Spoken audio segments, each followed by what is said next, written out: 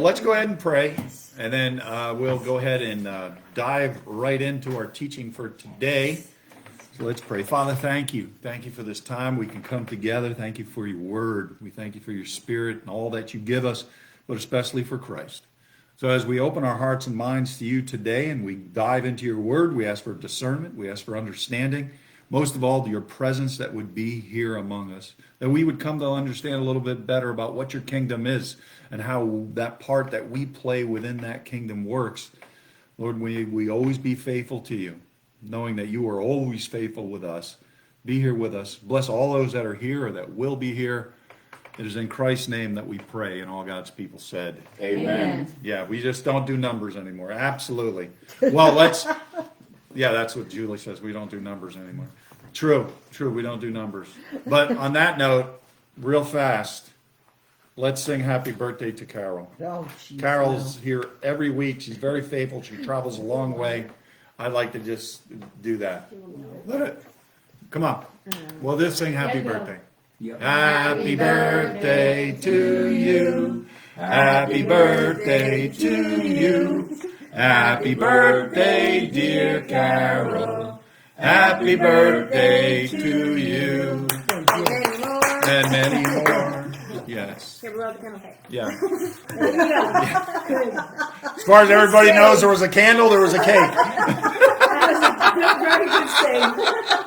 You know what?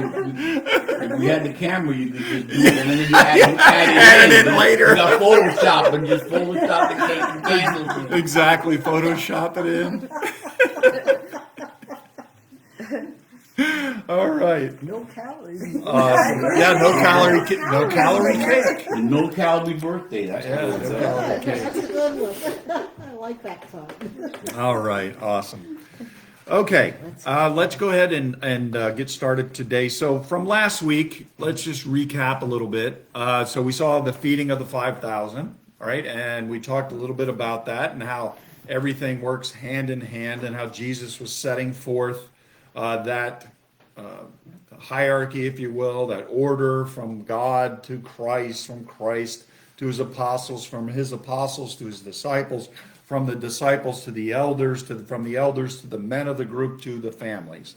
All right, so we talked about that. Those of you that were here got to hear that. And that's where we're going to pick up in verse 14. In verse 14 today. Then those men, when they had seen the sign that Jesus did, said, "This is truly the prophet who has come into the world." So as humans, we tend to, we want that concrete proof, don't we? That's what we want.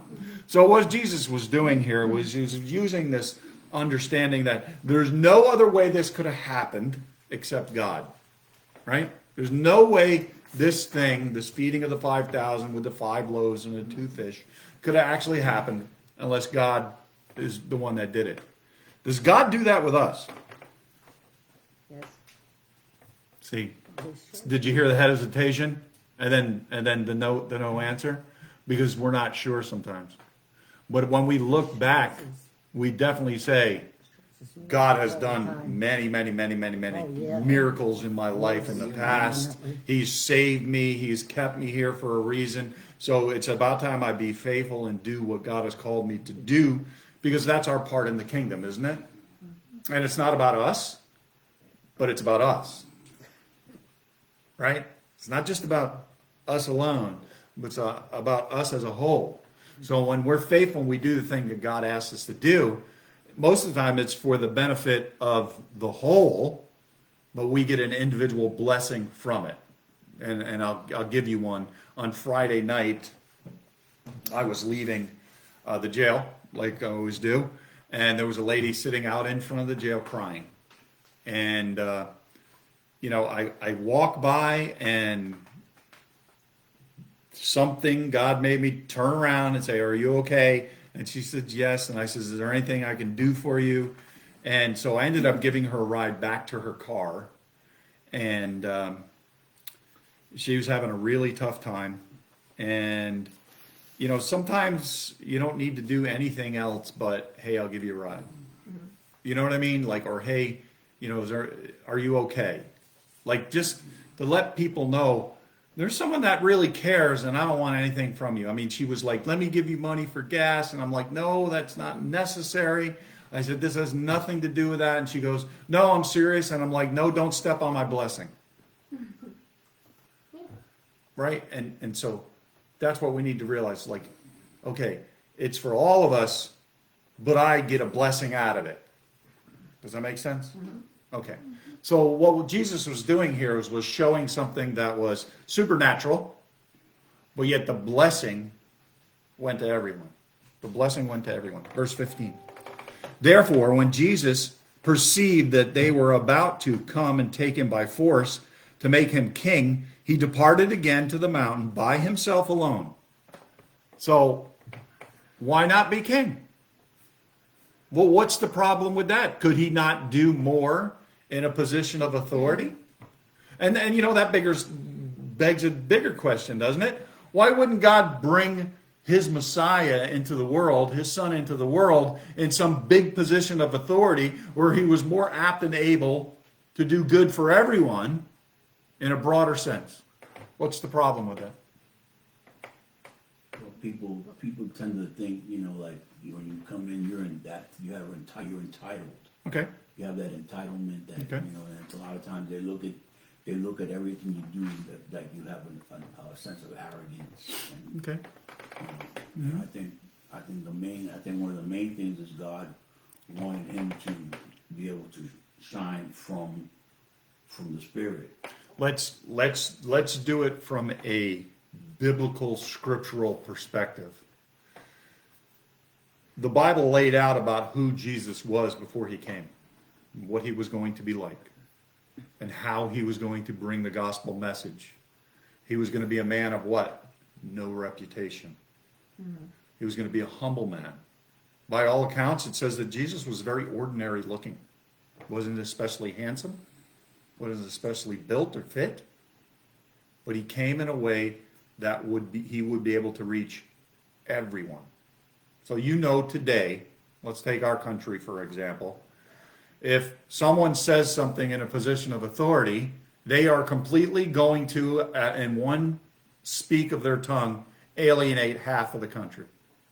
Because it was just them that was speaking it, right? That's the way it is right now. God would not bring his son, his Messiah, into that position. He would bring him in a position that was to offend no one, to be able to reach everyone, where everyone had the same opportunity, right?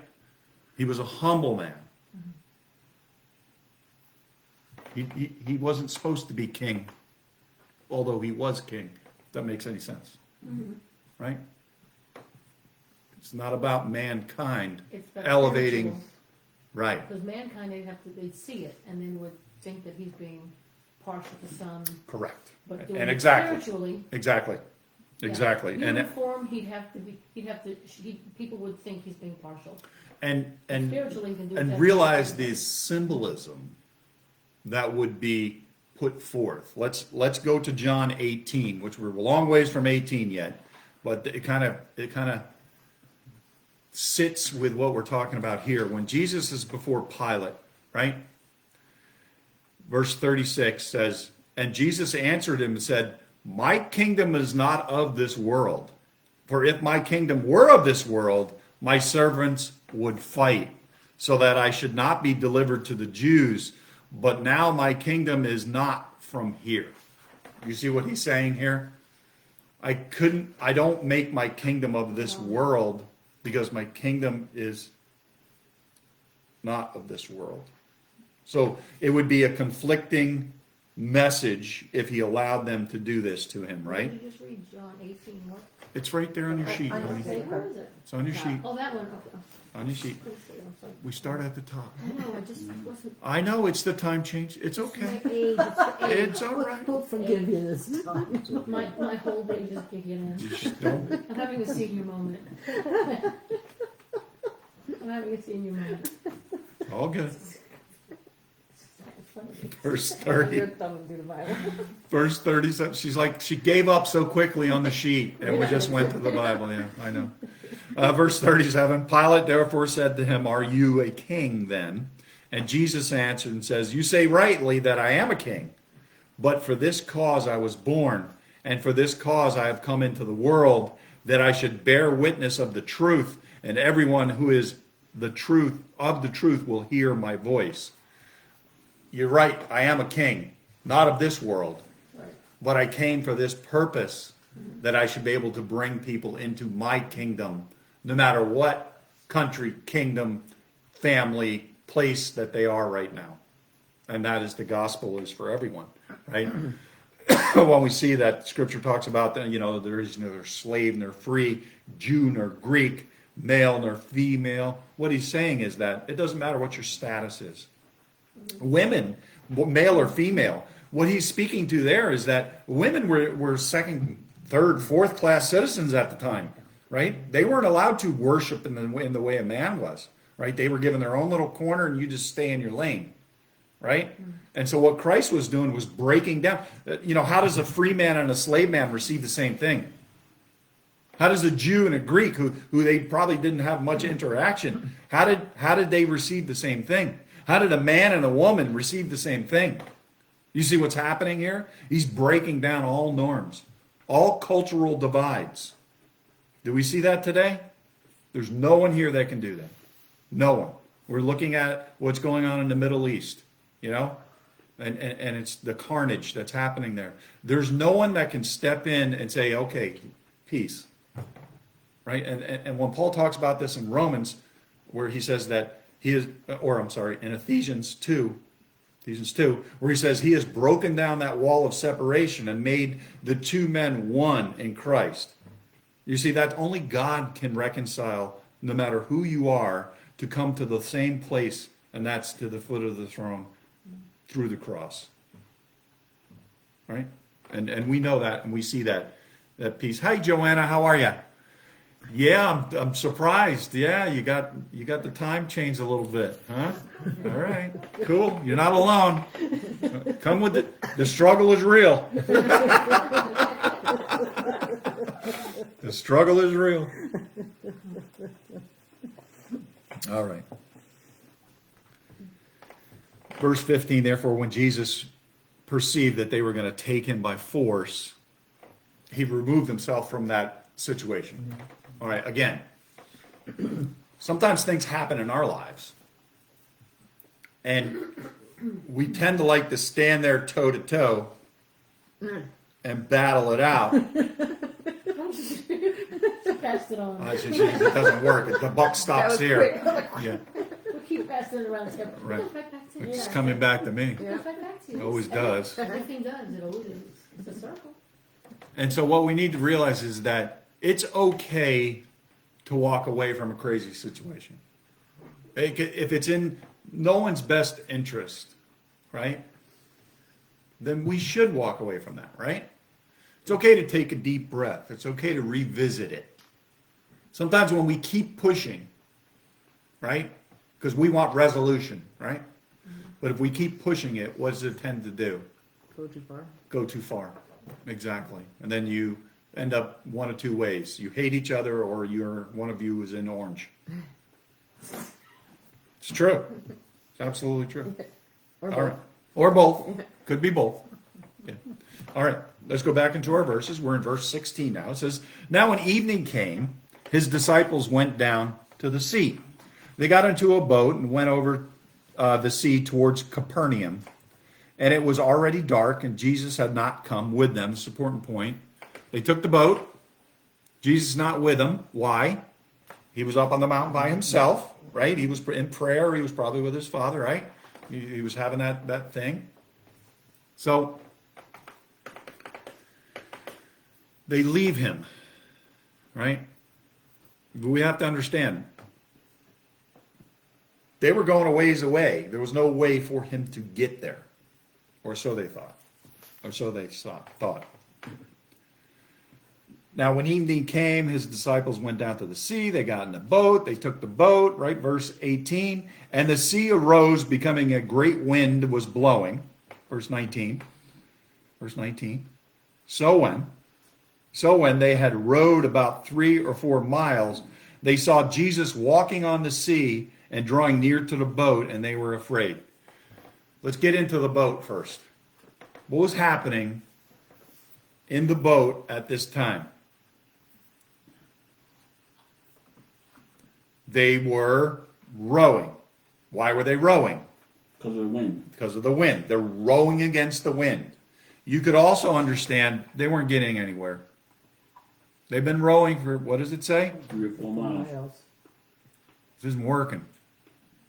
How many times in life do we keep rowing, even though we're getting nowhere, even though we're getting tired, even though we're exhausted by the situation, Too many times. and yet we will not put the oars down?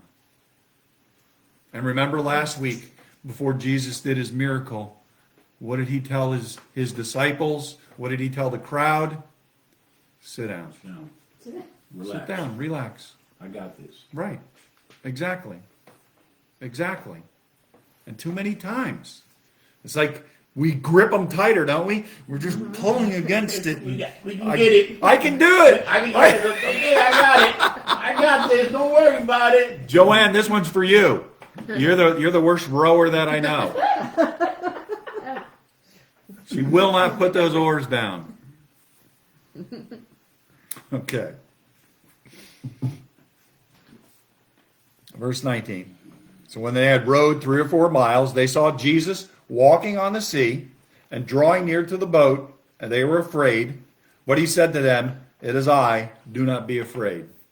Sometimes we are so afraid when God says, stop, right? Stop. Or he asks us to do something that makes no sense. How is this going to help the situation? When we have no clue how God's going to work in that thing.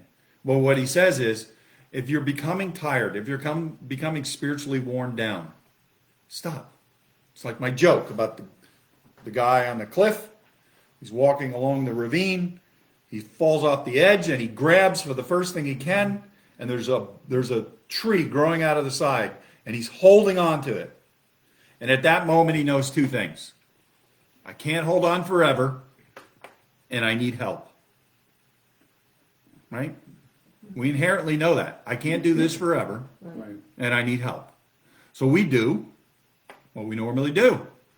Is there anybody up there? And a voice comes back and says, Then you ask for I am here. Yeah. And the man says, is that you, Lord? And he says, yes, it is. And the Lord says, do you trust me? And the man says, yes. And he says, let go of the branch. A few minutes pass, and the man says, is there anybody else up there? Because many times we don't like what God tells us. Yeah. And we try to find other answers instead of the one answer that we need. And and we just, it's Joanna, she's yelling at me. And so we just keep rowing. And we just keep rowing. And the problem with that is we become spiritually drained from it. It does, listen, there's no shame in trying. But when it becomes arrogance and prideful, that we're unwilling to do the one thing that God says, I have told you 1,000 times, this is what you need to do. And you have godly men and women in your life saying, you know, what are you doing? Let's go over to Matthew 17. Let's go. You know it's true. That's why you're upset, Joe. All right, Matthew 17. Verse 5. While he was still speaking, behold, a bright cloud overshadowed. Daisy, please. While he was still speaking, behold, a bright cloud overshadowed them, and suddenly a voice came out of the cloud saying, this is my beloved Son, in whom I am well pleased. Hear him. And when the disciples heard it, they fell on their faces and were greatly afraid. But Jesus came and touched them and said, arise and do not be afraid. When they had lifted their eyes, they saw that no one was there but Jesus only. Here they are in the boat or on the mountain. Crazy things are happening, supernatural things they have no control over, like most of the things in our lives. We have no control over them. When God says, relax, I'm here. Don't be afraid. Is that usually what happens? Nope. Nope. We usually go, but Completely, yeah. it's like, it reminds me of when we were doing like the man who wanted to go down into the pool to be healed. And Jesus came along and asked him a simple question.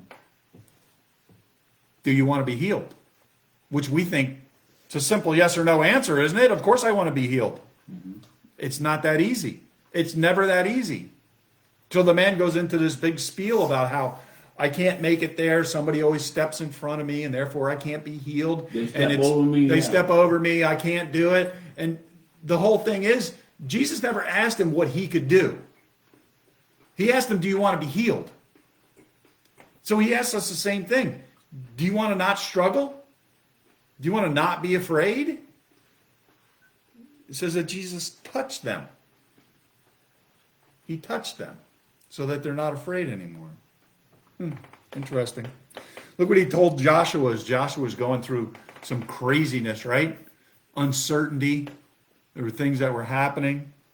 He didn't really know what the future was going to be holding except for one thing, the promises that God had made. So in Joshua 1 verse 9, he says, have I not commanded you to be strong, of good courage? Do not be afraid, nor be dismayed, for the Lord your God is with you wherever you go. Amen. So if we have Jesus, if we've got God, we got everything we need.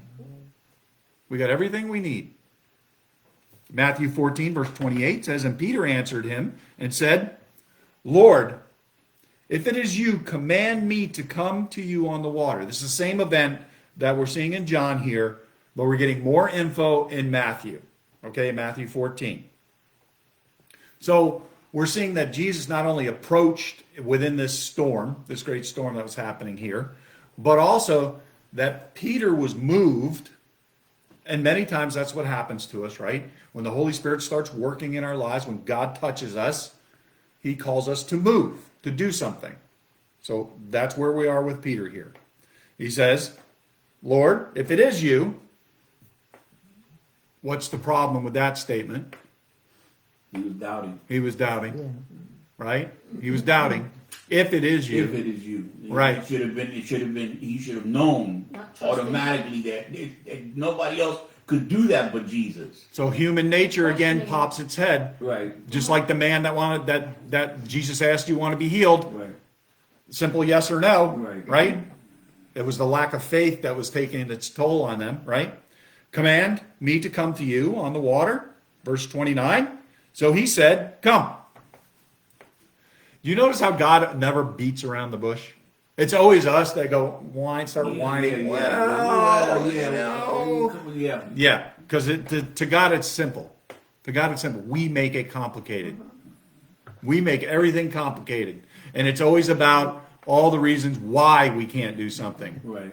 My face doesn't look right. My Excuses, yeah. Kim? True? Yeah, sure. True? Picking on you again. No, not her. Okay. I will pick on her.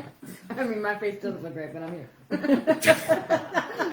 That's not where I was going, but okay. You said it. So he said yes. I don't even have to say anything. She does it to herself now. It's awesome. It's awesome.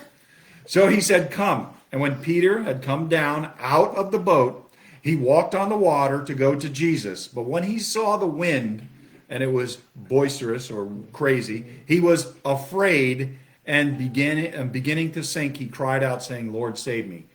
What caused him to fail when he had started out so well? He was what? Second guessing himself. No, he was afraid. He had lost faith and trust in God. Look, go back to Joshua. What does he tell Joshua? Have I not commanded you to be strong, of good courage, and do not be afraid? See, they work hand in hand, right? When we don't have faith and trust, we are afraid.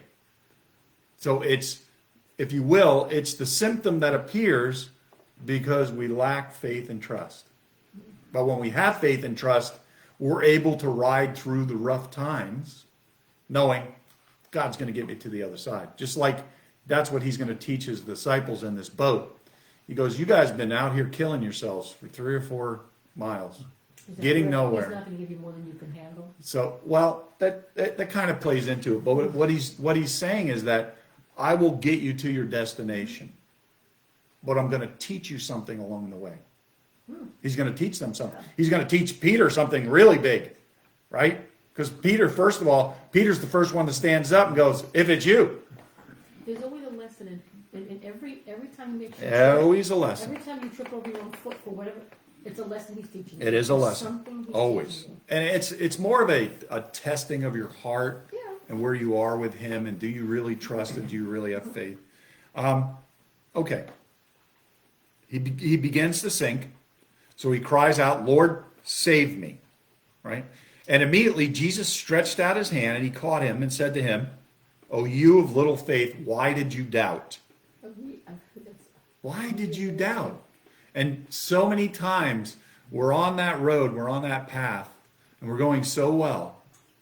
And what happens? Yeah. Lose your way. And it's not just a testing of faith, Joe. It's a building of faith, right? Because when God gets you to the end of that, or gets you to the other side, as we're talking about here, he's going to see, I was faithful. So that then builds our faith. Now, so Peter sinks, cries out to the Lord. Lord immediately lifts him up, right? Because God's not going to let you sink. What he's saying to Peter is, I still got stuff for you to do, right? You're not done yet. But then he teaches him in this, "O you of little faith, why did you doubt?" And when he had got into the boat, the wind ceased, and those who were in the boat and worshipped him, saying, "Truly you are the Son of God." What have they saw up to this point? The turning of water into wine, right? Healing the sick. Healing the making people, blind people seeing, people that never walking, water to wine. He doesn't make, the man walks across the ocean. Feeding of the 5,000 from 5 loaves and 2 fish, right? Nicodemus at the fire, the woman at the well, the whole city coming to faith through that thing. But now, we see a proclamation from, "Truly, you are the Son of God." Are they there? They're saying they're there. Are they? No, they're still not there. No, they're not there. That's the crazy part. That's the After crazy seeing all part. That, they're still not there. They're still it's the not same there. thing with the Israelites when Moses brought them across the desert. That's right. And they turn around. The sea parted. They were on the other side. And they're still going. Yeah, the 10 plagues that hit Egypt to bring them to that point. And so we tend to do this in our own lives too. It's like, it's not what God has done for you in the past, because we don't relate that to what God is doing for us now. It's like, okay, that stuff kind of goes out of our mind. Yeah, it goes out of what our, have you done for me lately? right? Isn't that? That's crazy. Isn't But it? It is. Yeah. It's like, cause that's the mentality of us. It's like, what have you done for me lately? Yeah. What is? It's like, yeah, I know what you did. I know what happened. Right. And if you think about it, yeah, you can recall numerous times where you were saved, you were healed, you had. So let me translate this into like current relationships that we have. So somebody's always there for you, years and years, right? They've done 1,000 things that you agree with, that you're good with, that helped you, that brought you along, and then all of a sudden, like we all do, somebody does something you don't like. What do we do with that? Then all of a We sudden, blow nothing it all there out. is. We blow it all out of proportion. We forget about everything that Yeah, came before. All of a sudden, they're no good to you. They can't. They're not. Forget about everything you've done before. Right. So I will say there's 2 things that usually happen in that situation. Number one is we try to use that situation to bring people back into understanding. Or we follow our own pride and self, which we're all guilty of. We try to discount what they've done in the past. It's like they use it as a weapon. So it makes us okay with our decision for the future, right? It's like, let's say if you have parents, the child, their daughter or son has a baby, and they can't quite do that they need to do. So what happens? Grandma and grandpa step in. They for years they're always there for this child. They have a fight with the child, their child, and what's the first thing that they do? They take Take it it out out of of the the- grandchild. You can't see the baby anymore. Oh, that, yeah, too. You can't see the baby anymore. So everything that happened prior to that, Doesn't matter. and we tend to do that with God too. We tend to do that, and we shouldn't, because what should happen is a relationship that is faithful, that has been built over a period of time. We should be able to understand there's going to be friction at one point or another in that relationship, but it's how we deal with that constructively or not constructively that's going to make the difference, Right, right? yes. Always, always. And here's another thing too. I have done this before where I'm like, okay, what does this relationship mean to them? I know what it means to me, Right. but it seems like I'm always the one reaching out. I'm always the one that's making the call or sending the text. So you don't do it for a while, and you hear nothing. What's that tell you? They're not as committed as you are. I don't know. And listen, everybody's Or they're busy. so- or Everybody they're has so- their own yeah, lives. Or, you know, it could, or they're so wrapped up in what they got going on that they can't see it. Yeah, Julie, very good point. Yeah, you can't cherry pick from God. Yeah, Exactly. yeah, because you always want God to be your protector. But what if you're in a situation where you're wrong, and He's actually working against what you're trying to do? Because He will do that, right? Sure. If it's not in His He's will gonna and do what's purpose. he's gonna do what's right. It doesn't He's gonna matter. do what's right. He's a It doesn't righteous matter- judge. It doesn't matter who's right or who's wrong. He's gonna do what's right. He's a righteous judge. Exactly. Yes, exactly. Okay. Hopefully that made a little sense. Let's go back in. Verse 21. Verse 21. He says, Then they willingly received him into the boat, and immediately the boat was on the land where they were going. You see what happened there? They're struggling. He comes. It's me. Right? We see the whole debacle with Peter. Peter almost drowns. God saves him. And it says that they invited him into the boat. Come into the boat. It's like when we invite God into our lives. Come into my life. Come into my life. You know what happens right then? You receive everlasting life. You receive salvation. In other words, immediately they were on the shore. Immediately we know where we're going. You see the correlation here? Yeah. Immediately we know we're going to heaven. Right? That's what God gives us. That's the free gift that we get from Him. We don't have to work for it. We don't have to pay for it. But we should be awful glad and happy about it, which should reflect in our lives. Right? Okay. What's the one point? You got to invite him in. You got to invite him in. He'll stand there and wait. He'll be right there. Jesus would have stood there on the water forever until they invited him in. Verse 22. On the following day, when the people who were standing on the other side of the sea saw there was no other boat there except the one which his disciples had, page turn, entered, and that Jesus had not entered the boat with his disciples, but his disciples had gone away alone. What do you think these people are saying? How did he get out? How did he get there? You know how many times I said that? God, how'd you know? How'd you get there? How'd you bring this? Because He always surprises us. Especially if we're on the outside looking on the inside of someone else's life. And we can see God working. And I see that person telling me all the time, I don't feel God. I want to say, my goodness, He's working so much in your life. It's incredible. It's incredible. But yet when we're in the midst of it, when these guys were in the midst of this struggle in the boat, they probably didn't even realize what was going on, right? They were so overcome by the circumstances, the wind, the rain, right? The tossing of the ocean.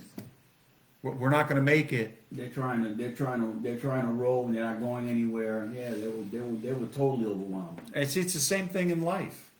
We will continue to struggle when God says, I don't want you to struggle. It's not about struggle. It's about surrender.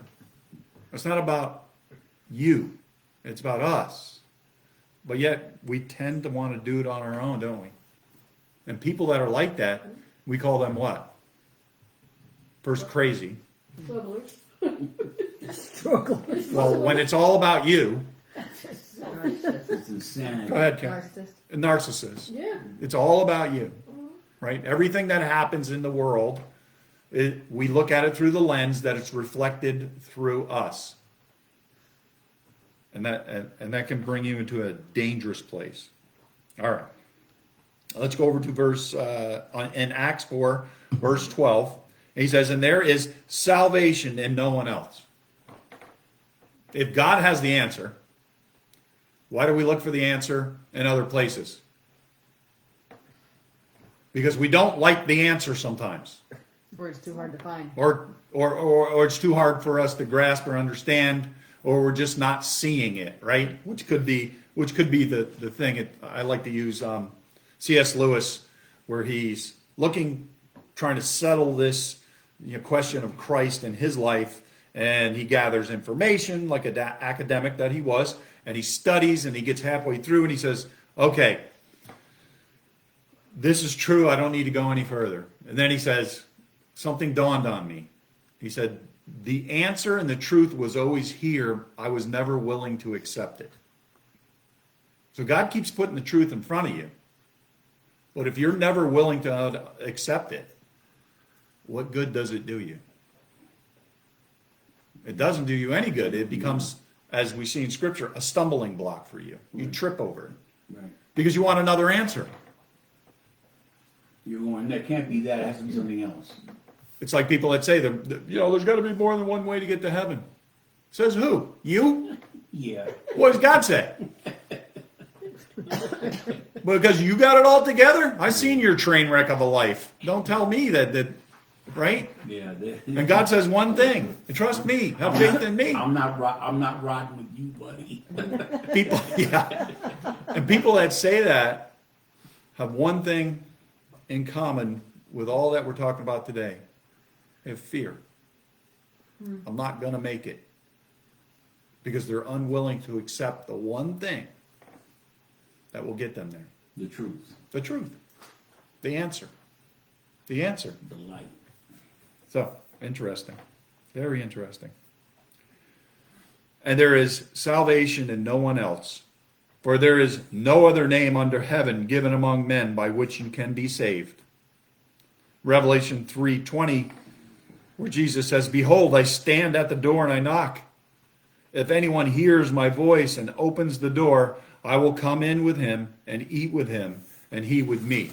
I will be a part of your life, right? And no other thing illustrates that more, which is like, this is one of my favorite things, like sharing meals with people. When you have, it's like when you have relatives or friends or over, what's the one thing you usually do? You sit down and break bread, you share a meal. Jesus did this time and time again, right? He did it with 5,000 people. He did it with 4,000 people, right?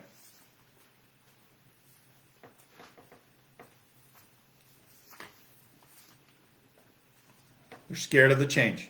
Yes. Yes, absolutely. So we don't fully accept God. It's like, if you didn't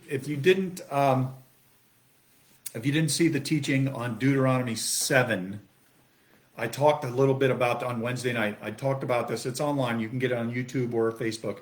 And I talked about this, and it's like where God says, don't mix with these people because they will cause you to your sons to turn from me. So I don't want you marrying within them. Don't, because you'll take up their religion. It'll pollute your understanding, your thought.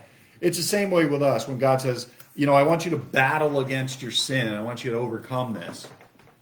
That's not what we want.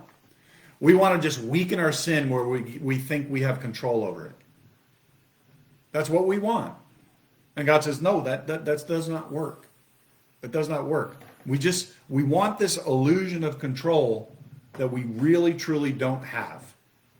Because it takes away our fear, right? Oh, I can do this or I can do that. Listen, these guys could have rowed that boat for the next 12 hours and they never would have gotten anywhere. But that was the only thing they had. So that's what they held on to. It's the same way with us. We will hold on to something and thinking that this is all I have. And that's what Jesus changed. He said, relax, trust me. I've got this. Here's the answer. It's a better way. It's a better way. And that's God's plan for us. So if we go over to John 13 and verse 36, it said, Simon Peter said to him, Lord, where are you going? Jesus answered him and said, where I am going, you cannot follow me now, but you shall follow me afterwards. You shall follow me afterwards. So, interesting. This plays right into our understanding as we get into Matthew 14, where he says, I go now to prepare a place for you. What he was telling Peter is, I have to go first. Once I go, then you'll be able to follow me. So when we understand this and we put God first in our life, in any situation, and we realize God goes first, and then we can go after him.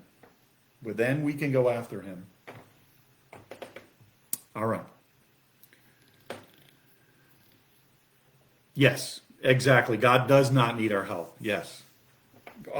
If God needed our help, then he wouldn't be God. We'd be in trouble. Yeah, we would really be in trouble. Yes. All right, verse 23. Verse 23. He says, however, other boats came from Tiberias, near the place where they ate bread after the Lord had given thanks. When the people therefore saw that Jesus was not there, nor his disciples, they also got into their boats and they came to Capernaum seeking Jesus. So, listen, this isn't just a one-off thing, right? They experienced the blessing that the Lord had for them. You think that was the end? These are new believers that just got converted. You think they have zeal for the Lord? You better believe it. So what do? They leave all their stuff and follow him. They get in the boats. Oh, he's not here. Let's go. Let's go to where he is. Yeah, I need more of this. I need more of this. Just like we should be doing every single week, every single day. I need more of this. I need to hear from the Lord. I need to hear his word. I need to experience this. I need to be in fellowship with others. Verse 25. And when they found him on the other side of the sea, they said to him, Rabbi, when did you come here? Interesting question. When we don't understand what's happening, we tend to question it, right? God, why do I need to do this? God, why aren't you taking care of them? Look, you're giving them everything and I have nothing. Look, they're bad people. Why are you blessing them? Interesting. Should we be asking the Lord questions? Nope. What did he tell Job? Who is this that darkens my doorstep? Who tries to counsel me? Where were you when I made the foundation of the world? Where were you when I did all these things? Surely you know. Never give the Lord counsel. That is not your place. When you think you can give advice to one true God, the creator of all things, you've got bigger issues. Yeah, You've got bigger issues because you're totally- lacking. You're totally lost. Yeah, you're lost. Yeah. Verse 25, when they found him. Verse 26, Jesus answered them and said, most assuredly I say to you, you seek me, not because you saw the signs, but because you ate of the loaves and were filled. How do we take that? Was it the physical feeding that was happening there? Is that what he's referring to? No, They thought it was. You think? It was no, it was spiritual for him. because they saw that what he did, nobody else could do that. Okay. It's spiritual, he was feeding So them. it could be a combination of both, right? Sure. He did something that no one else could do. Right. Right. They received something that they've never received before. Right. So it's a little bit of the physical and the spiritual. I tend to think that's the way God works, right? Sometimes it's only spiritual, sometimes it's only physical. It gives you a little bit of this. A little bit of this, and- yeah, to bring you along. Yeah. I think that's what it is. And Jesus kind of explains that to him right here in verse 27. Do not labor for the food which perishes, but for the food which endures to everlasting life, which the Son of Man will give you, because the Father has set his seal on him. That's the purpose for which Jesus came, right? When we realize that and we understand that, something happens. Something happens in our life, right? Look at Matthew 6, verse 19, where he explains to them, he says, do not lay up for yourselves treasures on earth where moth and rust destroy, where thieves break in and steal, but lay up for yourselves treasures in heaven, where neither moth nor rust destroys, and where thieves do not break in and steal. For where your treasure is, there your heart will be also. What's important to you? Does your whole life revolve around money? Because you know what? That's where your heart is. You can't take- We need to know one thing. Life is always about balance, isn't it? And when you're too top heavy one way or the other, it always causes problems. Doesn't balance out. It doesn't balance out. So we need to be balanced in what? Our self-control, our faith, our giving, our love, our understanding, how we deal with relationships. Can we do those things? Yes. Not easily. No, not easy, but we can do it. We can do it. It's Yeah. just we have to, like you said, we have to surrender. I will say one thing. Typically, we will be out of balance in one or two of those things. We're never going to be walking that straight path always. However, there will be times when we feel closer to God, and there'll be times when we feel further away. But that's an emotional feeling. God has said, what did he tell Joshua? Be strong, be courageous, do not be afraid, before the Lord your God walks with you. So we need to understand one thing. God never leaves us, even though we feel distant from him sometimes. He's always working in our lives, even though sometimes we don't see it. He's always there. That's why we can speak to him and talk to him and pray to him anytime, knowing that he always hears us. And that's a great comfort. That is a great comfort. All right, last two verses, 28 and 29. Then they said to him, what shall we do that we may work the works of God? Interesting. His people are saying what? What do we need to do? You see the way they phrase it? The works. It's a plural form, isn't it? Plural form. What do we need to do, God? See, we do this all the time. Show me what I need to do, Lord. I'll do it. I'm with you, right? Everything you want me to do, I'll do. Look how Jesus addresses this. Verse 29. Jesus answered and said to them, this is the work of God, that you believe in him whom he sent. You see what he did there? He took the plural form of works and he broke it down into one thing. He makes it so simple that we can understand it, right? It's not about the works. It's about the work. Believe in me that God sent. Is that a work? No, it's not a work. It's a spiritual affirmation, right? Jesus takes and says you can't physically work for it, but you can spiritually accept it. You see what he did there? Boiled it down to a very simple thing. So, in our last verse for today, where he says, my little children, let us not love in word or in tongue, but in deed and in truth. And by this we know that we are of the truth, and shall assure our hearts before him. For if our heart condemns us, God is greater than our heart, and knows all things. Beloved, if our heart does not condemn us, then we have confidence towards God.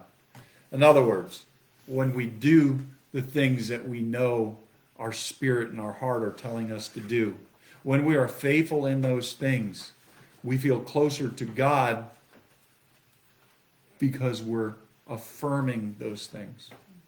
Let's not just do it in word. Let's not talk about it. But let's put it into some actions, right? I mean, this week we were blessed with a bunch of turkeys. And so I will tell you guys, I've just been giving them out like crazy. And man, what a blessing. And so, it's not just about talking. It's about when you have the opportunity to do it, then you do it. And I think that's what makes the difference. All right. Well, our time is gone again already. So quickly. All right, let's go ahead and pray. John, I'm going to let you pray us out here. It came out really low last time, John. So. Oh, okay. All right, I'm going to turn it to you just so you can catch your voice a little more. Okay. All right, let's go ahead and close in prayer. Heavenly Father, thank you for this day.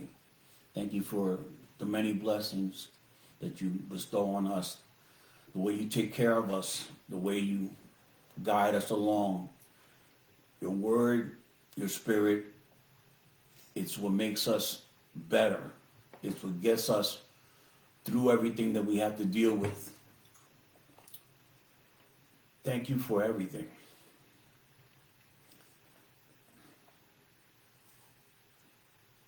Give us the strength. Give us the strength to accept, to, surrender, and allow you to do what needs to be done. Help us to get out of your way. That you can do what has to be done, because that's our biggest problem. We're talking about it today, is we want to fix it. We want to do it ourselves, but we can't. We can't do anything without you. So, Father, help us to get out of your way. In Jesus' name. Amen. Amen.